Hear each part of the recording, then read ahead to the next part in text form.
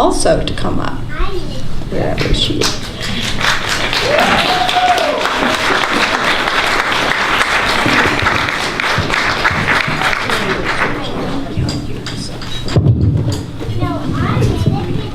Yeah, that'd be good.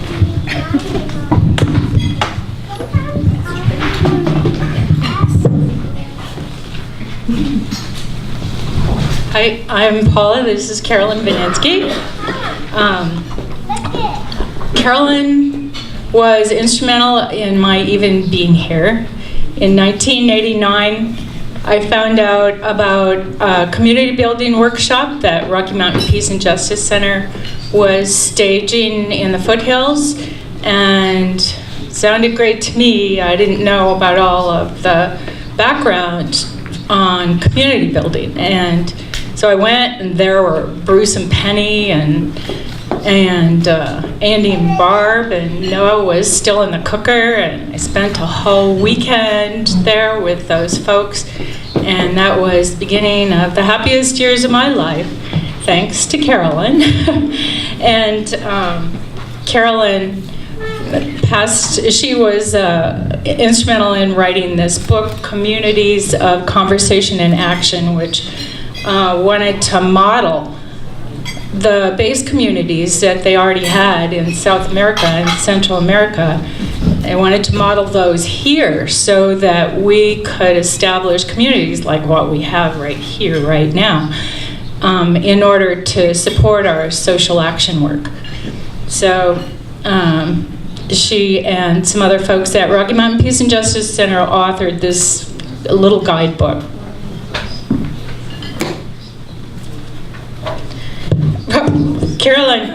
Carolyn was born in 1950 in Massachusetts into a well-educated half-Irish Catholic family.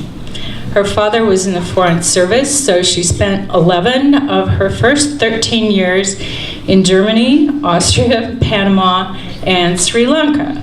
We believe she learned a great deal about the world beyond the United States during her most formative young years. She has now worked part-time, if an activist can work part-time, for the Rocky Mountain Peace and Justice Center in Boulder for 30 years. Rocky Mountain Peace and Justice Center, though not Quaker-based, shares a considerable portion of basic beliefs with AFSC. The two organizations have often focused on the same issues. Back in the United States, she attended 8th grade through college in Washington, D.C., where she was shaped by the flourishing anti-war and civil rights movements in the 60s. Those demonstrations taught her about spirituality and justice. Carolyn has been a committed activist ever since. After college, she began right away with neighborhood tenants' rights organizations in New York City, and then branched out into nuclear freeze organizations in New York City. In 1986, she moved here to Boulder to work on the nuclear freeze campaign targeting election year candidates. Her office was in the same building as the Peace Center.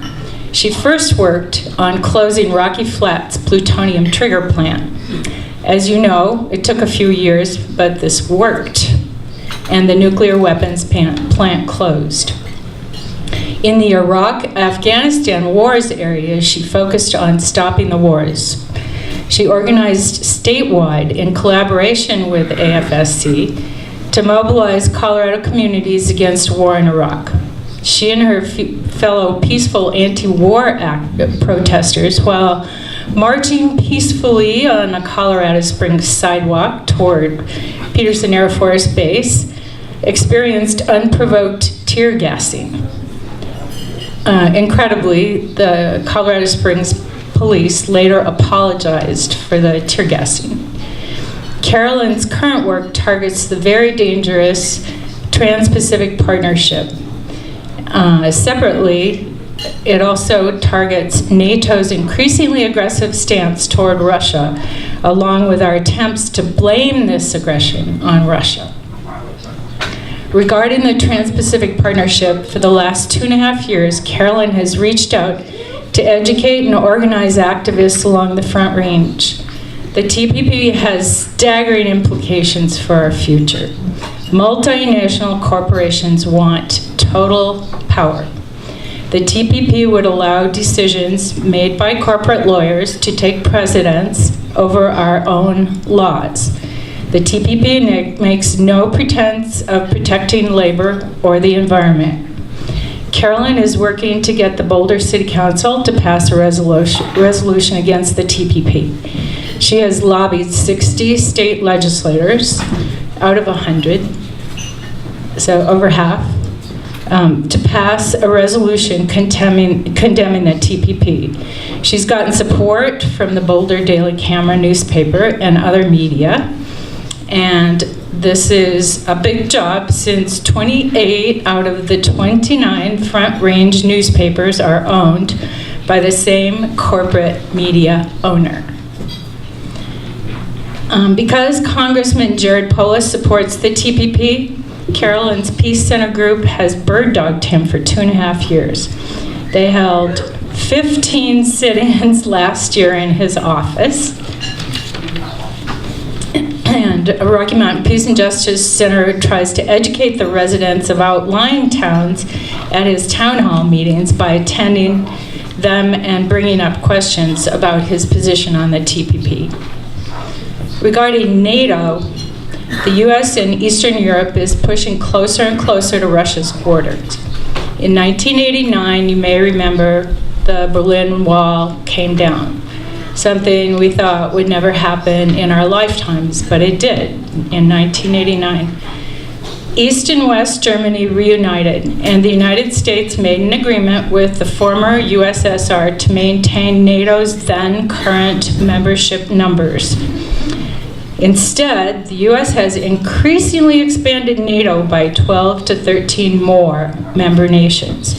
We understand why Russia could be viewing this breach of the agreement as getting closer and closer to Russia.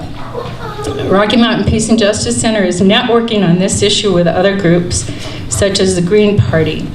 They've reached out to AFSC as well, but AFSC doesn't have the resources to take on another issue. Rocky Mountain Peace and Justice Center has been lobbying Congressman Polis on this and hosting demonstrations at street corners to educate the public about NATO's overbearing stance toward Russia. Putin is saying this is going to lead to war. Most Americans have been propagandized to demonize Putin, but it's NATO that's been doing the moving closer and closer. Russians are understandably afraid of NATO. We want to prevent a new Russia-US war, and it will require some understanding of NATO and some understanding of Russia beyond demonizing.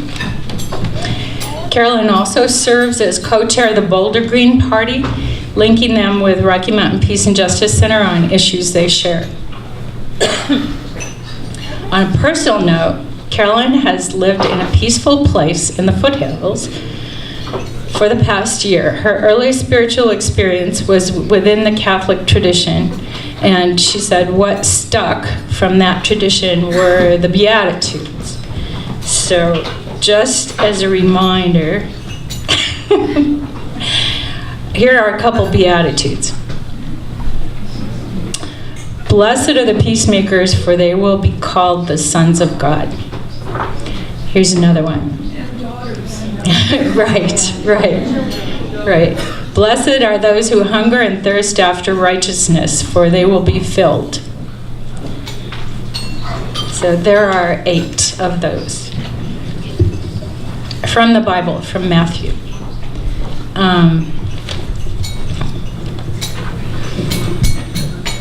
Further spiritual inspiration Carolyn found came through the civil rights movement led by Dr. Martin Luther King Jr.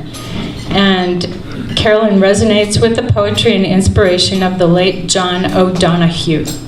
She listens to his Sounds True recordings. She also enjoys caregiving for an elderly couple ages 97 and 99. After 30 years, Carolyn has many friends connected with the Peace Center, and she cannot seem to quit. She is passionate about this work. Overall, Carolyn feels we need to get more in touch with our hearts, nature, and being part of a whole. Our current culture disconnects us from our natural surroundings. Our technologies speed up our nervous systems, and we need to go outdoors and connect with the earth. She's an old-fashioned person, she says. Simplicity is important. Sitting quietly is important. To be more fully human, spend less time connected to electronics. As one Quaker asked, when does she get time to sleep? We believe Carolyn has more than earned recognition for this Jack Gore Award through her lifetime of peace activism and her unceasing commitment to peace. So, on that note, Carolyn, let me read you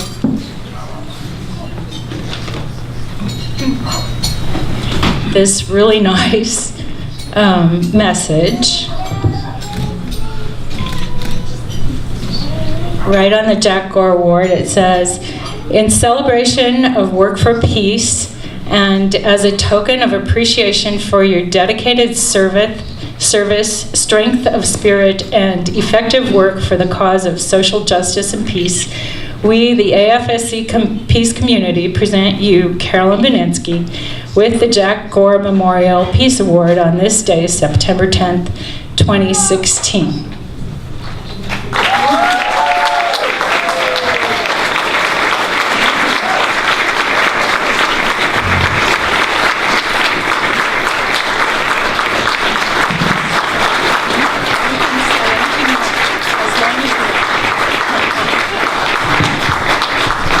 Well, thank you very much. I actually wasn't expecting such a long introduction. She pretty much said everything I was going to say, but I'll say a few things. The first thing is I really appreciate this award. Thank you very much, AFSC, and all those people who were part of choosing me.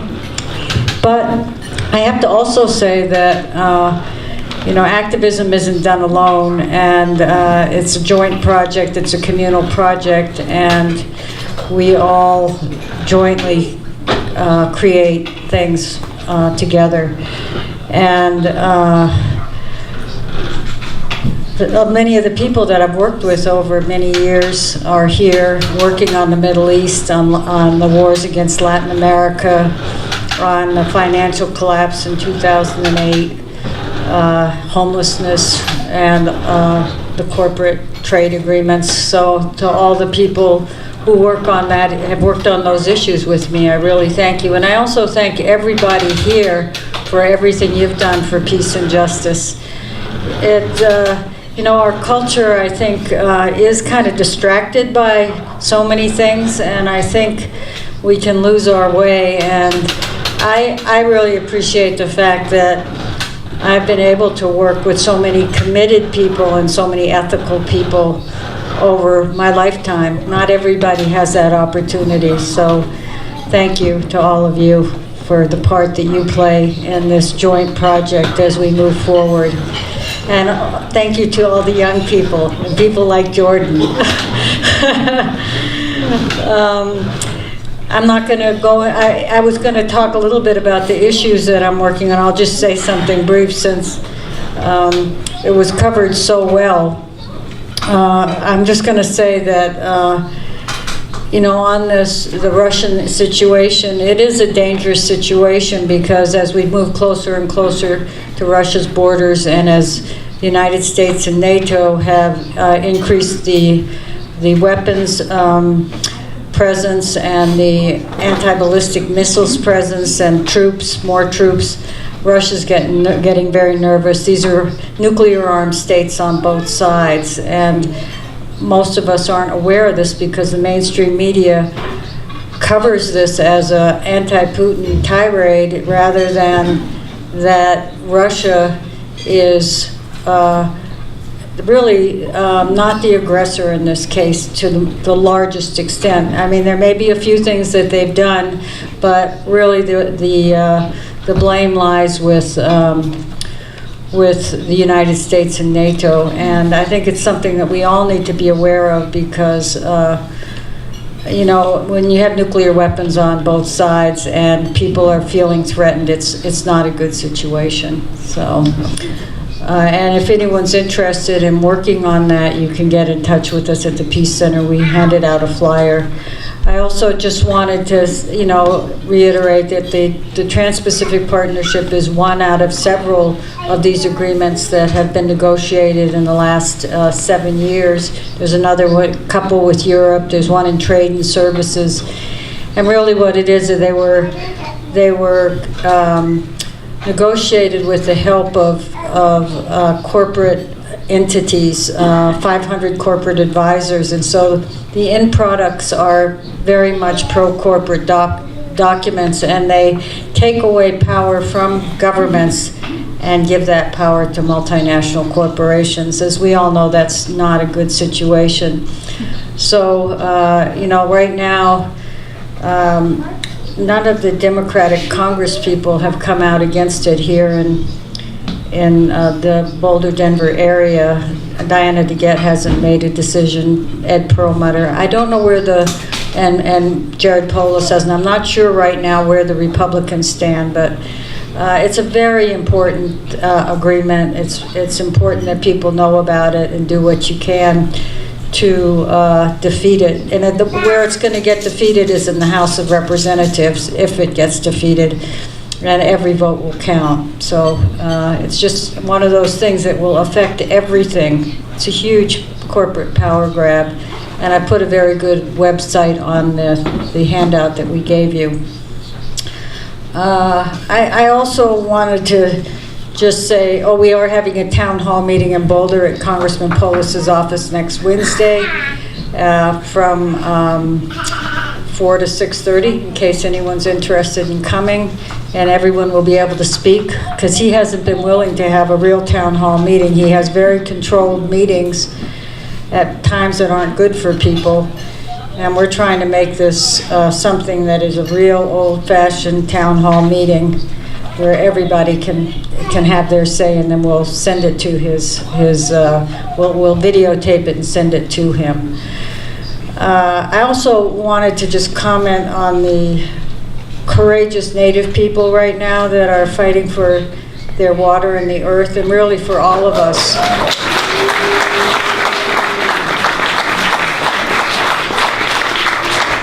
I was thinking about it last night, and they really are sacrificing. I mean, they're fighting for their lives, because water is life. That is true. And if your water is contaminated, you're drinking contaminated water. So they are fighting for their lives.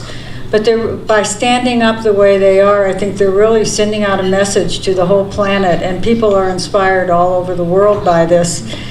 And any way that we can support them, either materially or by writing letters to the editor, whatever you can do to support their movement, I think it's a very important thing that's happening right now, and very brave of them, and a lot of sacrifice. I mean, they're up there, it's getting colder, it's going to be getting colder, they're in this camp, they're out, they're outside, they're not at home comfortable, so they really are making considerable sacrifices to fight for this. And I was talking to someone today, and she said there's been 185 tribes now represented up there in North Dakota, as well as some allies from other groups, but about 2,000 people up there right now. And the decision that came down yesterday, I don't know if people heard, the court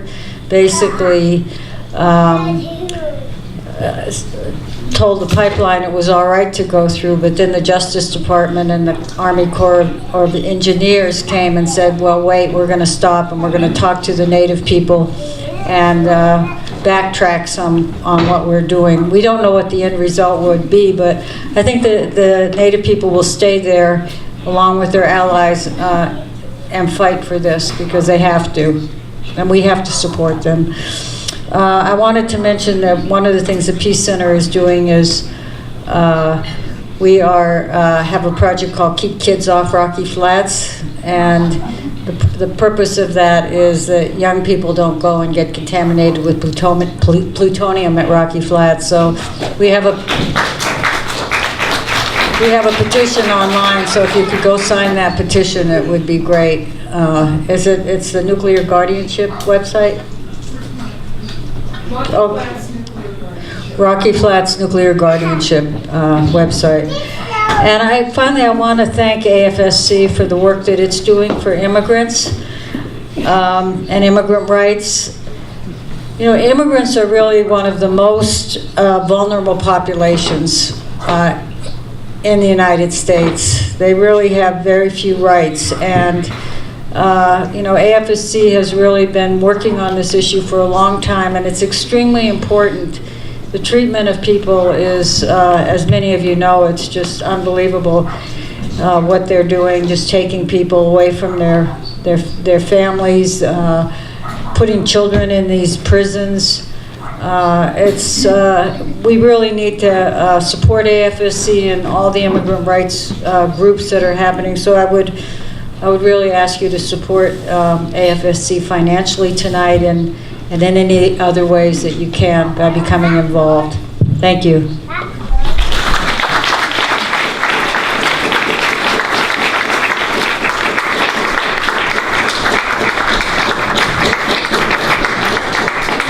I just want to mention one other thing. I am the co-chair of the Boulder County Green Party, and that's something I'm really glad about, because I think the Greens have values that really reflect who I am and the values that I want to reflect.